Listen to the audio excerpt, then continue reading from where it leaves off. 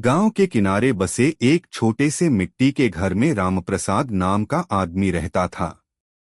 दिन में वह एक किसान था, खेत में हल चलाता, बैलों को पानी पिलाता, बीज बोता, फसल काटता। लेकिन सुबह सुबह और शाम के समय वह एक और रूप में बदल जाता था, गांव के बच्चों के लिए एक शिक्षक। गांव में कोई बड़ा स्कूल नहीं था, बस पंचायत भवन के एक कोने में टाट बिछाकर बच्चे पढ़ते थे। सरकारी मास्टर महीने में 2-3 बार ही आते थे, बाकी दिन बच्चों का समय खाली चला जाता। रामप्रसाद यह देखकर दुखी होता।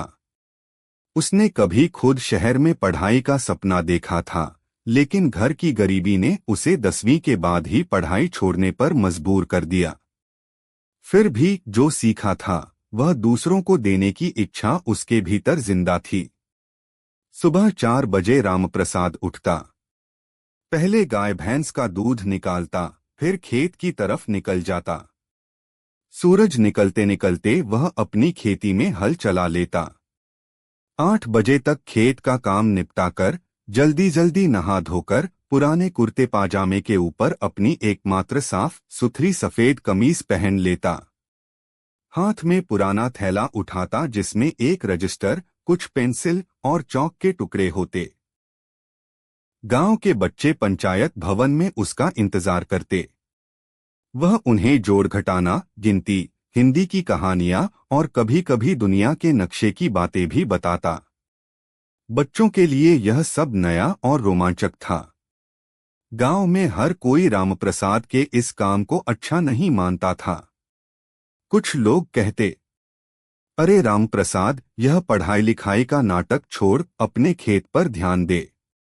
पढ़ाई से पेट नहीं भरता। लेकिन रामप्रसाद जानता था कि अगर बच्चों के पास शिक्षा नहीं होगी तो वे हमेशा उसी गरीबी और मजबूरी में जिएंगे जिसमें वह खुद जी रहा है।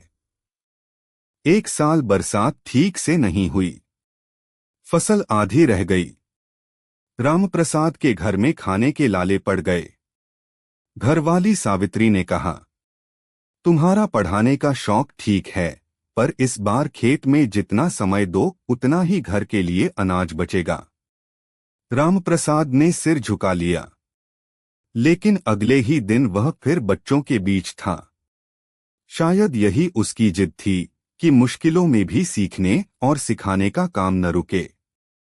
गांव के ही एक लड़के, रमेश, के पिता शहर में रिक्शा चलाते थे।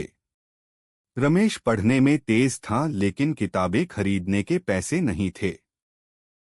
रामप्रसाद ने अपनी पुरानी किताबें उसे दे दी और शाम को खेत से लौटकर उसे अलग से पढ़ाने लगा।